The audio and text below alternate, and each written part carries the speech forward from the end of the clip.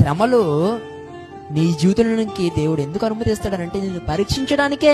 ఒక ప్రశ్న, పరీక్ష ఎంత సమయం ఉంటది? ఎంత కాంపిటేటివ్ ఎగ్జామ్ అయినా మహా అయితే 3 గంటలు. ఒక ఎగ్జామ్ రోజుల తరబడి రాసేవాడు ఎవడన్నా ఉన్నాడా? పరీక్ష అంటే ఏంటి?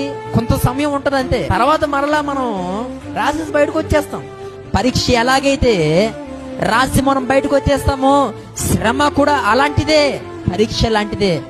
ఆ శ్రమలో నువ్వు జీవితాంతమేమి ఉండిపో. కాబట్టి నీ జీవితంలోకి వచ్చిన ప్రతి శ్రమ ఎంతో కాలం ఉండదు, కొంతకాలమే.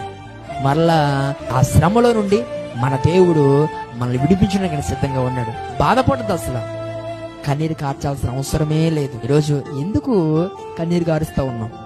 ఎందుకు కురుంగిపోతా ఉన్నాం?